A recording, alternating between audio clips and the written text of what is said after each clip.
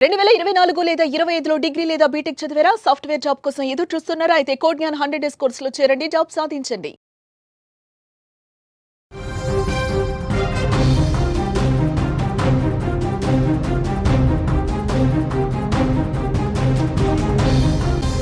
చచ్చారు ముగ్గురు చచ్చారు నలుగురులో ముగ్గురు చచ్చారు. ఏంటి ఇంత ఓపెన్గా చెప్తున్నాను అనుకుంటున్నారా? ఎస్, ఇప్పుడు మనం సంబరం చేసుకోవాల్సిన సమయం ఇది. నిజంగా మనం చాలా గర్వంగా, గొప్పగా, సంతోషంగా ఫీల్ అవ్వాల్సిన టైం ఇది. ఎందుకంటే పహల్గామ్లో 27 మంది అమాయకమైన టూరిస్టులని మన తెలుగు రాష్ట్రాలకు సంబంధించిన 2 టూరిస్టులతో కలిపి, చంద్రమౌళి, మధుసూదన్ వీళ్ళతో కలిపి పహల్గామ్లో మొత్తం 27 మందిని అత్యంత దారుణంగా చంపిన 4 ఉగ్రవాదుల్లో ముగ్గురి గుండెల్లోకి మన ఆర్మీ బుల్లెట్లను దించింది. ముగ్గురిని హతమార్చింది. వాళ్ళ శరీరాల్ని తునకలు చేసింది. వాళ్ళు ఎక్కడ దాక్కున్నా వదిలిపెట్టకుండా 3 నెలల పాటు ఆపరేషన్ నిర్వహించిన మన భారత ఆర్మీ మొత్తానికి ఇవాళ విజయం సాధించింది. ఇక్కడ చాలా గొప్ప విషయం ఏంటో తెలుసా? ఇవాళే మన పార్లమెంట్లో ఆపరేషన్ సింధూర్ పైన చర్చ జరుగుతోంది. ప్రధానమంత్రి మోదీ భారత పార్లమెంట్లో ఆపరేషన్ సింధూర్లో సాధించిన విజయాల గురించి గర్వంగా మాట్లాడుతున్న సందర్భం ఇది. సరిగ్గా ఇదే సమయంలో శ్రీనగర్, కాశ్మీర్లోని శ్రీనగర్కు సమీపంలో ఉన్న హర్వాన్లోని లిద్వాన్లో ఉన్న దాజిగమ్ నేషనల్ పార్కులో ఈ ముగ్గురు ఉగ్రవాదుల్ని హతమార్చారు. ఒక్కసారి వాళ్ళ ఫోటోలు చూద్దాం. 4 ఉగ్రవాదుల ఫోటోలు చూద్దాం. ఈ 4 ఉగ్రవాదుల్ని ఈ నలుగురే కశ్మీర్లో పహల్గామ్లో అరాచకాన్ని సృష్టించింది, రక్తపాతాన్ని పారించింది, అమాయకులైన మన 27 మంది టూరిస్టులని పొట్టన పెట్టుకుంది. భార్యల కళ్ళ ముందే తుపాకీ గొంతుపైన గుండెలోకి ఎక్కుపెట్టి మోడీని తలుచుకోండ్రా అంటూ కాల్చిన ఈ 4 దుర్మార్గుల్లో ముగ్గురు హతమయ్యారు. ముగ్గురిని అత్యంత దారుణంగా చంపేశారు. చచ్చిన ముగ్గురు ముష్కరుల పేర్లు ఒకసారి చదువుతాను. ఆసిఫ్ ఫౌజీ, సులేమాన్ షా, అబూ తలహా. ఆసిఫ్ ఫౌజీ, సులేమాన్ షా, అబూ తలహా. ఈ ముగ్గురు ఉగ్రవాదులు చచ్చారు. రక్తపు మడుగులో ఇప్పుడు అలా శరీరాలు ఉన్నాయి. మౌంట్ మహదేవ్ సమీపంలో కొనసాగిన ఆపరేషన్ మహదేవ్లో 3 నెలలుగా ఆపరేషన్ మహదేవ్ కొనసాగుతోంది. ఈ ఉగ్రవాదులంతా మౌంట్ మహదేవ్ సమీపంలోని ఒక పార్క్ దగ్గర, దాజిగమ్ నేషనల్ పార్క్ దగ్గర నక్కి ఉన్నారని తెలుసుకున్న మన ఆర్మీ చాలా చాకచక్యంగా ఈ 4 ముగ్గురిని లేపడేసింది. నిజంగా ఆ రోజు ఎంత ఏడ్చాం, ఎన్ని కన్నీళ్లు పెట్టుకున్నాం. అమాయకులైన మన బిడ్డల్ని, మన భారతమాత బిడ్డల్ని, ముద్దు బిడ్డల్ని అన్యాయంగా కాల్చి చంపేశారు.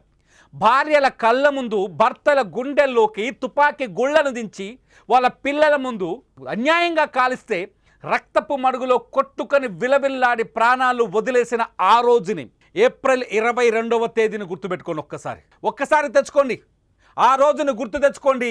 పహల్గామ్లో మన అమాయకులైన పర్యాటకులు చనిపోయిన రోజును గుర్తు తెచ్చు. ఈ రక్త పిశాచులు, ఈ దుర్మార్గులే మన వాళ్ళని అన్యాయంగా చంపారు.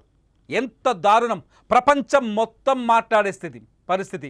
ప్రపంచం మొత్తం ది రెసిస్టెంట్ ఫ్రంట్కి సంబంధించిన ఈ ముగ్గురు ఉగ్రవాదులు, లష్కరే తోయిబా నడిపిస్తుంది ది రెసిస్టెంట్ ఫ్రంట్ని. లష్కరే తోయిబా ప్రభావితమైన ది రెసిస్టెంట్ ఫ్రంట్కి సంబంధించిన ముగ్గురు ఉగ్రవాదులు పీఓకేలో సైనిక శిక్షణ తీసుకున్న తర్వాత ఆపరేషన్ పహల్గామ్ ఆపరేషన్ చేశారు. పర్యాటకులని ప్రశాంతమైన వాతావరణంలో పర్యాటకులని పిలిచి మరీ తుపాకులతో కాల్చారు. మీ మతం ఏంటి అని అడిగారు. మీరు హిందువులైతే అంతేకాదు, కల్మా చదవమంటూ వాళ్ళని బెదిరించారు. కల్మా చదవని వాళ్ళ గొంతులో తుపాకీ పెట్టి గుడ్లు పేల్చారు. కల్మా చదివిన వాళ్ళని కూడా కాల్చి చంపేశారు. మతం పేరుతో హిందువులైతే అత్యంత దారుణంగా చంపేస్తామని మతం పేరుతో అన్యాయంగా చంపేశారు. 27 మంది ఆ కుటుంబాలు ఇవాళ రోధిస్తున్నాయి. 3 నెలల్లో మన ఇంట్లో ఒక మనిషి చనిపోతే మనం మర్చిపోతామా? మన కుటుంబాన్ని నడిపించేవాళ్ళు, మన కుటుంబానికి పెద్ద దిక్కుగా ఉన్నవాళ్ళు అటువంటి వ్యక్తుల్ని అన్యాయంగా, సంతోషంగా గడిపేందుకు కుటుంబంతో కలిసి కాశ్మీర్కు వెళితే ఆ కాశ్మీర్లో ఉగ్రవాదులు ఎదురై, ఈ 4 ముష్కరులు ఎదురై తుపాకీ గుండె మీద పెట్టి నీ మతం ఏంటి, నీ ప్రాంతం ఏంటి, కల్మా చదువుతావా, ఇలా అడిగి కాల్చి చంపితే ఎలా మర్చిపోతాం?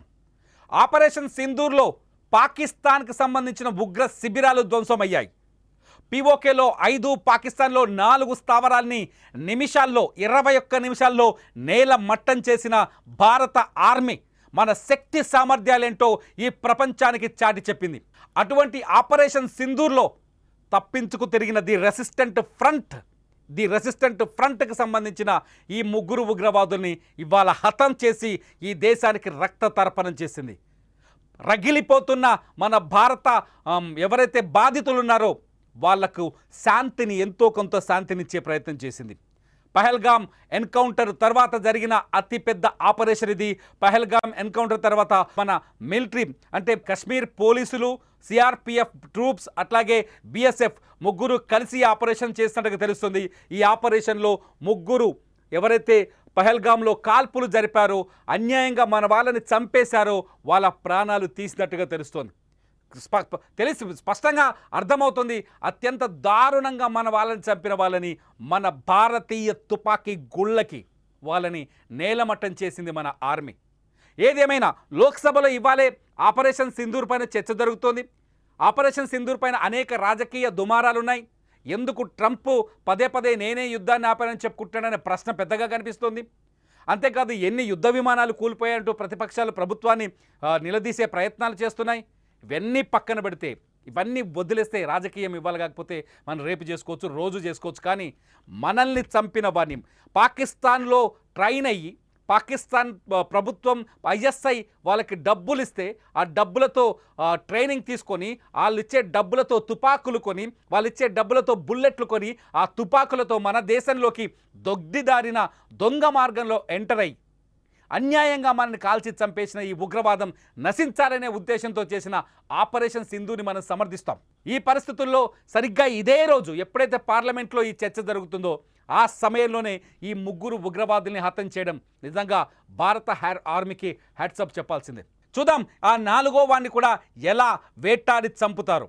ఇప్పటికే ఆర్మీ తన ఎక్స్ ఖాతాలో పోస్ట్ చేసింది ఆపరేషన్ మహాదేవ్లో ఒక గొప్ప విజయాన్ని సాధించామని. ఆపరేషన్ మహాదేవ్లో పహల్గామ్లో ఉగ్రదాడి చేసిన దుర్మార్గులని హతం చేశామని. ఆపరేషన్ మహాదేవ్ ద్వారా ఎవరైతే ఈ దేశానికి వ్యతిరేకంగా, ఈ దేశంలో ఉంటూ ఈ దేశానికి వ్యతిరేకంగా ఉగ్రవాదం వైపు అడుగులు వేస్తారో, ఉగ్రవాదంలో ఉంటారో అటువంటి వాళ్ళని బతకనివ్వం, అంతం చేస్తామనే వార్నింగ్ మరోసారి ఇచ్చినట్టయింది. ఏదేమైనా మన మిలిటరీ అట్లాగే కశ్మీర్ పోలీసులు కలిసి చేసిన ఈ ఆపరేషన్లో నిజంగా ఇవాళ గొప్ప విజయం సాధించారని చెప్పాలి. ఆపరేషన్ సింధూర్ కంటే సింధూర్ మొత్తం ప్రపంచానికి పాకిస్తాన్ ఒక ఉగ్రవాద దేశమని చాటి చెబితే, పహల్గామ్లో జరిగిన, ఇవాళ కశ్మీర్లో జరిగిన ఈ ఆపరేషన్ మహాదేవ్ ఈ దేశంలో ఉగ్రవాదానికి స్థావరం లేదు, చోటు లేదు, సరైన రక్షణ స్థావరం లేదు అని చాలా స్పష్టంగా చాటి చెప్పినట్టయింది. మీరేమనుకుంటున్నారు? ఈ ఉగ్రవాదుల్ని హతం చేయడాన్ని మీరు ఎలా ఫీల్ అవుతున్నారు? నిజంగా పహల్గామ్ దాడిలో ప్రాణాలు కోల్పోయిన వారి కుటుంబాలకి న్యాయం జరిగిందనుకుంటున్నారా? వాళ్ళకి సరైన న్యాయం జరిగిందనుకుంటున్నారా? ఇంకా మిగిలింది చేయాల్సింది అనుకుంటున్నారా? మీరేమనుకుంటున్నారనేది మీ అభిప్రాయాన్ని ఈ వీడియో కింద కామెంట్ చేయండి. మీ కామెంట్స్ రైట్గా ఉంటే ఖచ్చితంగా వాటిపైన నేను మళ్ళీ వీడియో చేస్తాను. చూస్తూనే ఉండండి లైవ్ అప్డేట్స్ కోసం సుమన్ టీవీ డిజిటల్ లైవ్, అట్లాగే సుమన్ టీవీ లైవ్. సుమన్ టీవీలో మీ పర్సనల్ అండ్ బిజినెస్ ప్రమోషన్స్ కోసం కింది నెంబర్కి కాంటాక్ట్ చేయండి.